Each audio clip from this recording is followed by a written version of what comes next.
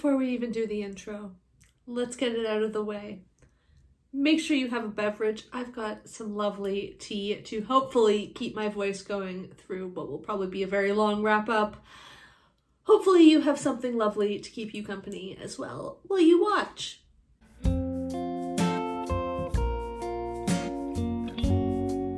Hi everyone, Rosie here. Welcome back to my channel. This is a very long overdue wrap-up, as evidenced by the fact that it is for August, September, and October. And in just a few days I'll be filming my November wrap-up, but I think I'm going to keep that separate, otherwise this will never get done. I have, of course, not really been doing much on Booktube lately, but I have started reading more, which means I actually have some books to talk about. Oh fuck, I didn't want to edit this much and now I'm drinking tea. Okay, I need to put that down for a sec. I almost did this live stream style a la Margaret Pinard. I totally get it now, Margaret. I didn't for the longest time, but I get it now. I get why you do that. But then I have no way of showing you the covers because I didn't want to make 5 million overlays in advance and use them on the go. So we're going to do this edited, but like very, very minimally edited, hopefully. That's the goal. And hopefully I will be concise. So, first big section of the video, the books that I read in August. It has, of course, been a very long time since I read these, since it is November 27th when I'm filming this. Thankfully, I did actually write notes on all of these books, and I actually filmed a video about them way back in August. I just never edited it, and now I'm not really in the mood to go back and edit footage from that long ago. It just doesn't seem like what I want to do. So I'm going to basically read off what I had written then, and hopefully it will be a helpful review of what I read. The first book that I have from August is The Amazing Maurice and His Educated Rodents by Terry Pratchett. This is the 27th book in the Discworld series and the first middle grade or YA edition. I think this is definitely more middle grade, but I don't know. I'm not good at this stuff. This is a standalone book as well. I actually read my copy from when I was a kid. It's back on the shelf. I forgot to grab it off again, but whatever. I hadn't read it in probably close to 15 years though. It had been absolutely ages. This book is about a group of rats in Ankh-Morpork who eat garbage from the Unseen University, and because of all the magical properties of this garbage, they gain intelligence. They're soon joined by a cat named Maurice and a stupid-looking kid with a pipe. Like a music pipe, not a smoking pipe. They start up this scheme where they go from town to town and the rats pretend to infest the town, and then the kid comes in and charms them out. Then they come across a town where things just seem off and the local rat population is not what it should be. And because this is Discworld and a book about talking rats for children, it's incredibly serious. And there's a lot about the nature of evil and that sort of thing. It's very humorous. There's plenty of jokes, but there are so many profound passages in this book. And I just want to highlight so many of them. If you like middle grade, or you have a kid in your life who you think would like Discworld, then this is a fantastic way to sort of enter into the series. I then finally finished A Distant Mirror by Barbara Tuchman. I had started this in May, and I did not finish it until almost the end of August. It is a history of the 14th century, focused on Western Europe and especially France through the lens of this one particular French noble. But it's not exactly a biography, it's still a general history. If you like slow history books, then this is really interesting and I enjoyed it a lot. I learned so much about what was going on in France during the 100 Years' War, and it's also a book that makes me want to read more about this period. This was published in 1978, and I was really curious when I was reading it to read a modern historian's take on these same events. Like, what would someone publishing now say about this person or this situation? How would that be viewed? How would they interpret the evidence in a modern context? I'm really curious. One thing that was kind of confusing to me was just the total lack of references. I know that things can be done in different ways, but it felt like there should be at least some sort of bibliography about like, these are what I'm referencing in this academic work, and there was just nothing, which was very strange to me. I then have a note to read some passages, but my Kindle is downstairs and I do not remember what passages I want to read, so next book. That was Haven by Emma Donoghue. This is amazing. I had an arc from NetGalley. I forget when it came out exactly. I think it was sometime in August or September, and I don't remember who the publisher was, but thank you to whoever that was. It is a novel about 3 monks who set sail off the western coast of Ireland around the year 600, and they're hoping to find an uninhabited island and found a monastery where they're going to live like a more pure life. They're not going to be corrupted like all of the monasteries on land. This was what I can only call a true boiling frog novel, and I loved it.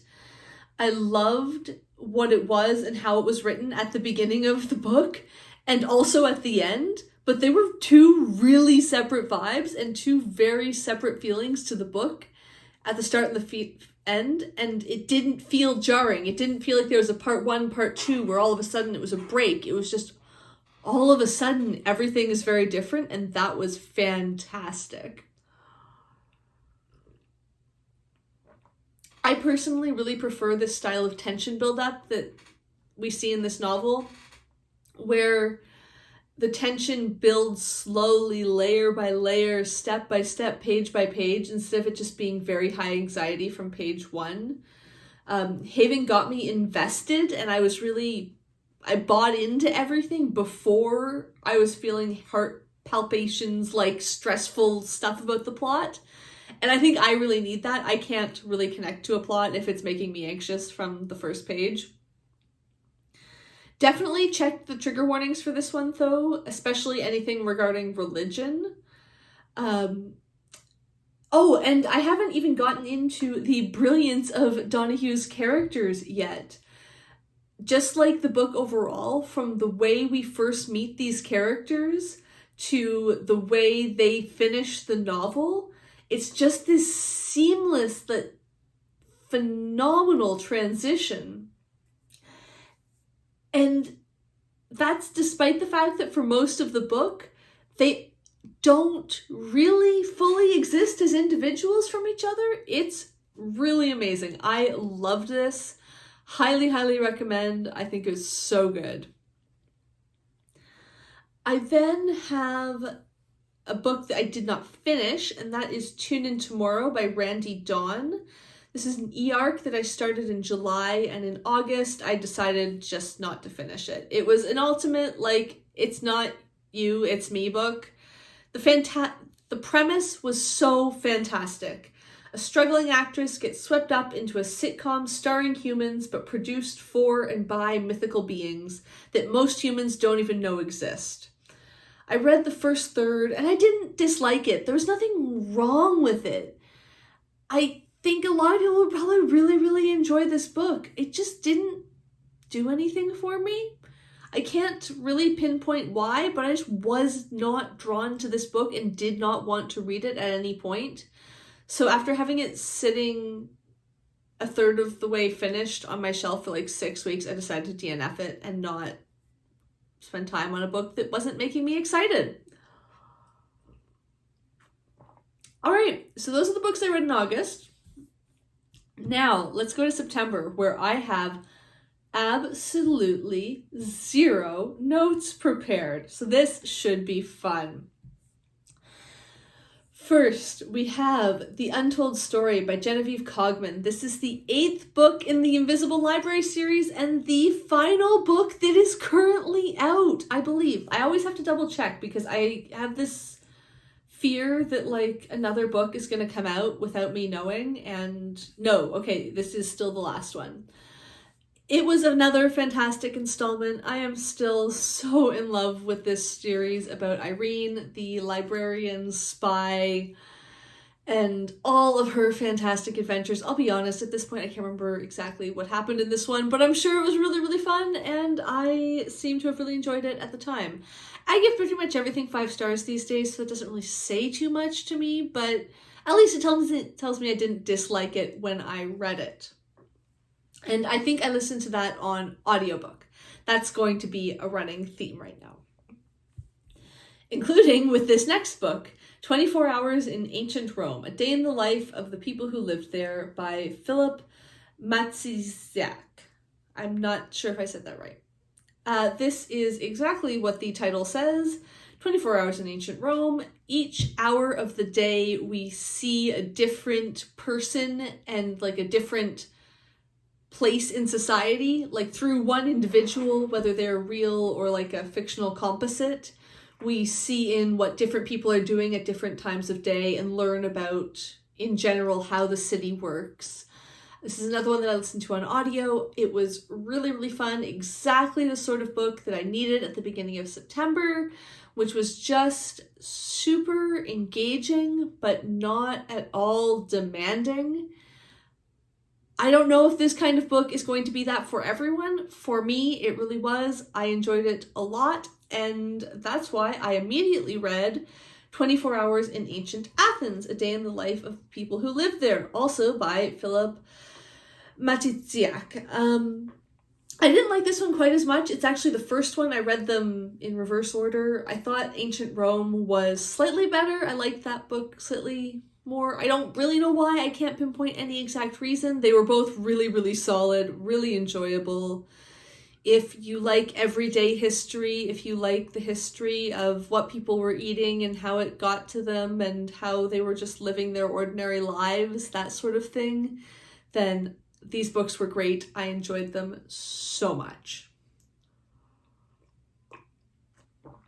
Needing some more incredibly simple and comforting audiobook type things, I then listened to a whole bunch of Murderbot Diaries. I'd recently listened to the first one, so I then re-listened to Artificial Condition, Rogue Protocol, Exit Strategy, Fugitive Telemetry, Network Effect, all by Martha Wells. Those are all Murderbot Diaries books. I listened to all of them on audio again. I've now listened to all of them at least twice, and I've never read any of them once on like digital or physical, but the audiobooks are just so wonderful, and again, they were just soothing. I'm going to try and find and link, if I can remember where it is, to some videos from like last year where I actually reviewed the Murderbot Diary series and gave proper reviews for them, but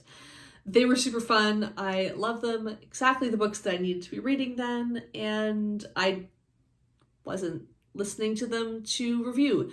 That's going to be a running theme in this video, so it might not actually be as long as I'm worried, because for a lot of these books, I'm probably just not going to have very much to say. I was listening to them and reading them because they were wonderful books and comforting and enjoyable, and that's what I wanted, not something to get super deep into and take notes about and review and remember in detail 6 weeks later. And that's okay, but I'm still going to run through what they were, and if you have questions about any of them, feel free to ask in the comments and I will do my best to answer. I then read The Wee Free Men by Terry Pratchett. This is another one that I read my copy from when I was like 12 years old, I think. Even younger. This came out in 2003, so I guess I got this when I was 9. This is the second young adult Discworld novel and the first Tiffany Aching book.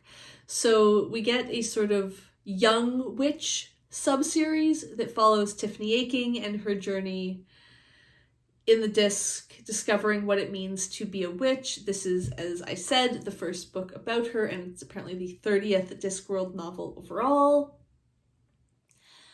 It was so, so lovely. We read this for the, what are words? We read this for the like intro to Discworld read along that Katja has been hosting.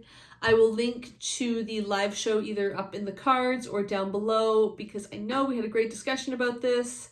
I just don't remember that much of what we talked about, so I'm going to link to it because it was, as I said, like 2 months ago, and my memory is not that great. I also then listened to Queens of the Wild, Pagan Goddesses in Christian Europe by Ronald Hutton on audio. This is a fairly academic nonfiction history book about the presence of pagan goddesses, as the title says, in Christian Europe in sort of the Middle Ages and later, I think, from what I remember. This was really, really good if you like quite academic nonfiction history books about quite obscure topics. I happen to find that quite interesting, so I really enjoyed listening to this audiobook and found it really, really fun. I listened to his book about The Witch last fall and really enjoyed that. No, I didn't listen to The Witch. I read that. But either way, many good books by this author if you like that sort of thing. I have one final book from September that is Clouds of Witness.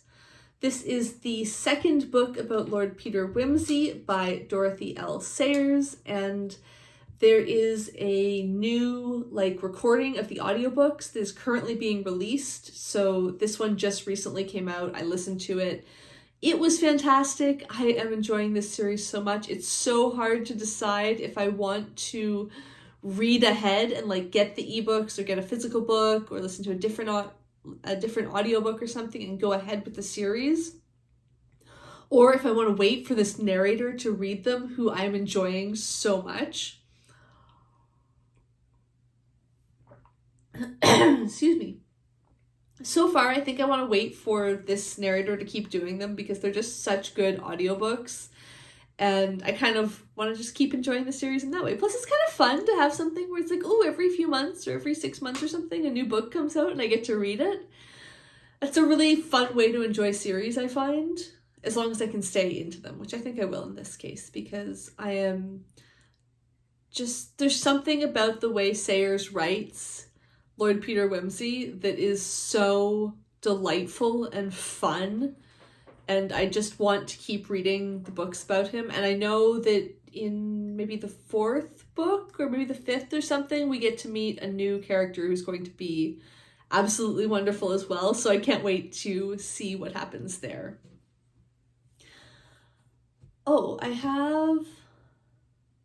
I also have one book that I DNF'd in September. That was Signal to Noise by Silvia Moreno Garcia.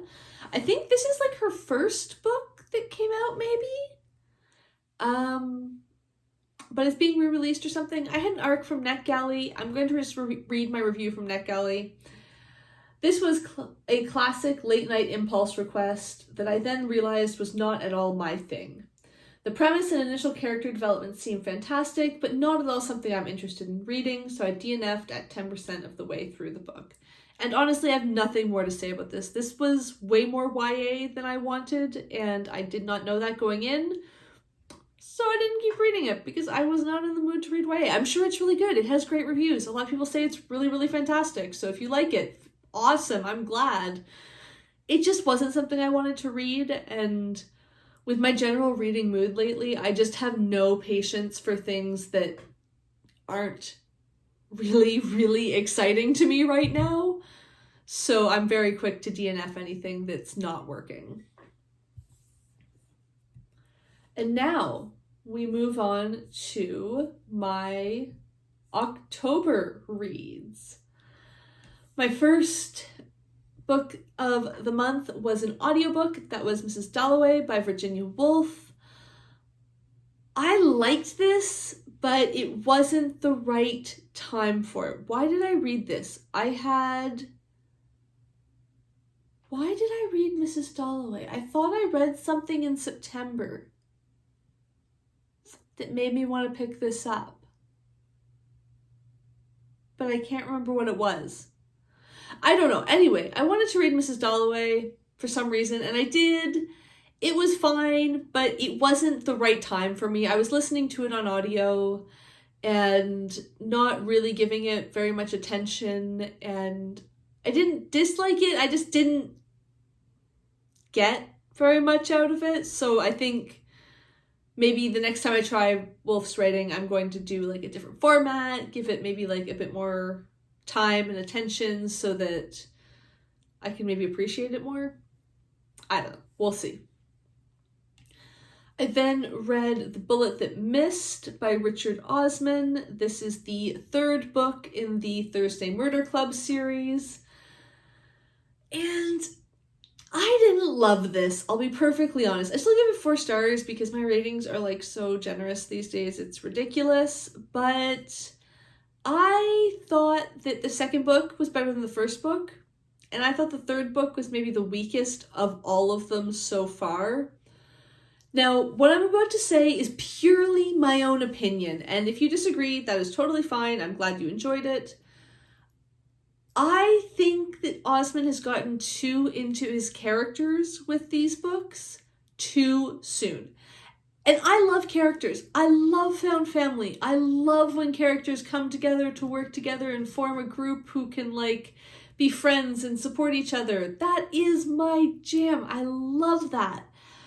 But at the end of the day, I am reading this book because I want to read a novel about senior citizens solving murders. And I feel like there was a bit much on every single character, had so much character stuff going on that we constantly had to hear about, that maybe some of the other stuff got a bit lost and I didn't think it really worked super well.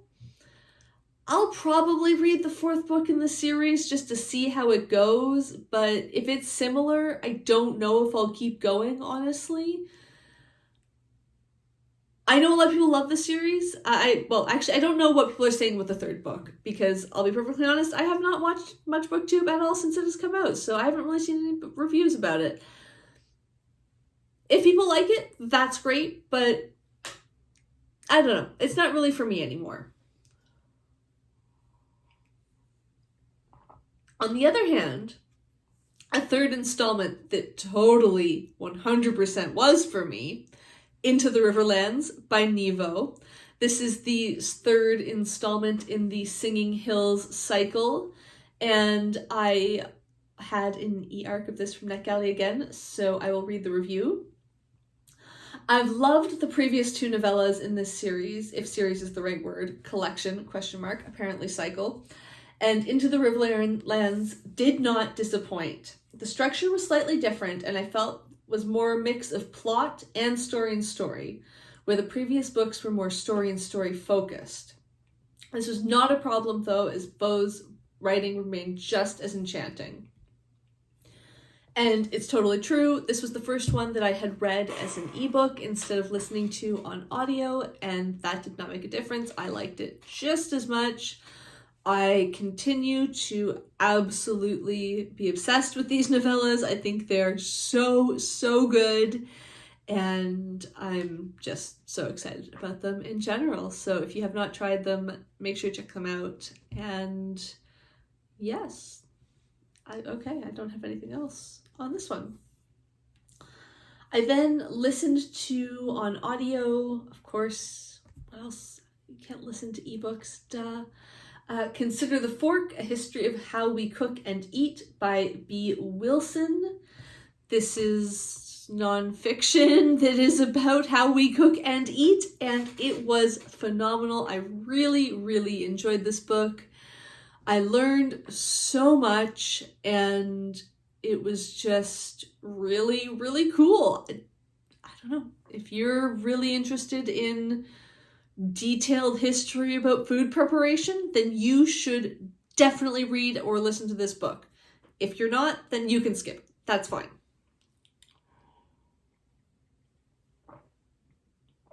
Oh, excuse me.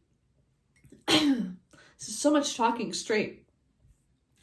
I then listened to Silver in the Wood and Drowned Country by Emily Tesh. This is the Green Hollow duology. It's like a fantasy, and according to Storygraph, which I'm looking at right now, it is a fantasy LGBTQIA+ romance with adventurous, dark, mysterious vibes. And I think that's accurate. These were really lovely. A pair of novellas. I think in total, the audiobook was something like 5 hours long or 6 hours long or something between the two novellas, maybe. I might be misremembering that, but they're both very short. They're very sweet. I liked them. I thought the characters were really, really fun, really interesting.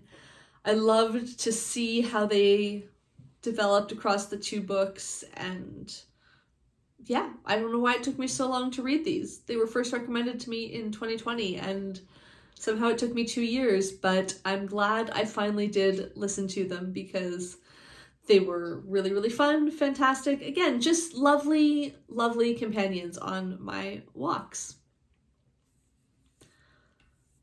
I also read Terry Pratchett, A Life with Footnotes, the official biography by Rob Wilkins. Wilkins was Pratchett's personal assistant for like almost 20 years or 15 years, something very, very long time. They worked together like every single day, all day for many, many years. And then after Pratchett passed, Wilkins put together his official biography. It was incredible. I learned so much about Pratchett. I feel like I learned so much about his writing that I've read his books so many times, but I learned so much from this. I know everyone says this about this book, but I laughed so much. I also cried so much. And it is just, in general, if you like Terry Pratchett's writing, if you like Discworld, give this a go, pick it up. It is a really, really fantastic biography.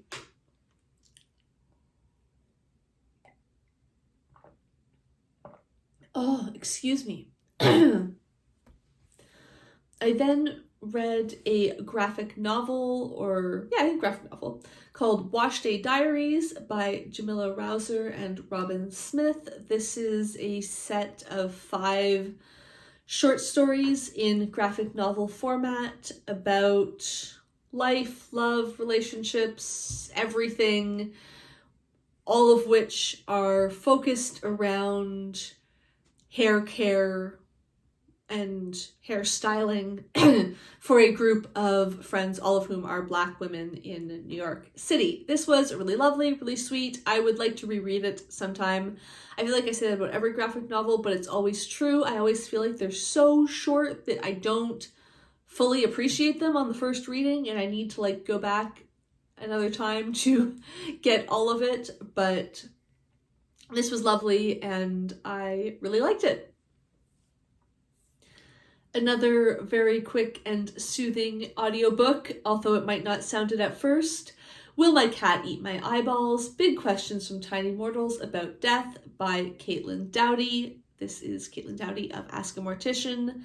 She is my absolute fave. I love her so, so much. And when I needed an emergency, like, quick, what is I know this book is going to be soothing audiobook pick, it was automatically going to be this, and I was not wrong. It was exactly what I wanted. Random information that I did not have to retain any of, and that was delightful. All delivered with her customary wonderful, wonderful good humor and solid education. So very enjoyable. Which can also be said about the last book that I read in October, Night Watch by Terry Pratchett. This was the 29th book in the Discworld series and number ? In the City Watch sub-series.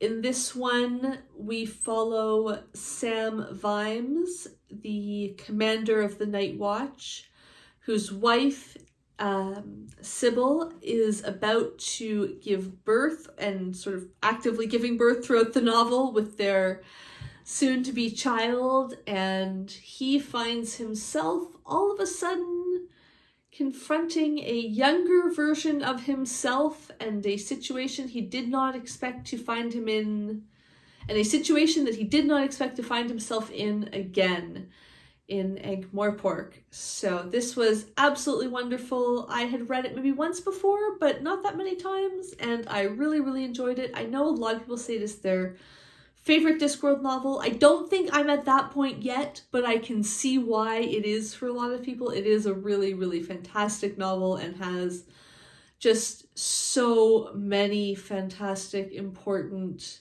wonderful messages and things to say and things to take away from the wonderful story. And also just so many good jokes as well, because this is a Terry Pratchett novel. All right, thank you for sticking with me. This has been long, but maybe not as long as a 3-month wrap-up could risk being if I actually had taken notes and remembered what I wanted to say about any of these books, or, okay, let's be honest, had anything real to say about these books in the first place, which I'm not totally sure I did. So let's hope that when I do my November wrap-up, it is slightly better. I make no promises, but I'm gonna try. And in the meantime, let me know in the comments down below what you have been reading lately and what you've enjoyed, what you haven't enjoyed, all of that good stuff. If you liked this video, make sure you give it a like down below. If you'd like to see more of my videos, make sure you hit subscribe, and thank you for watching.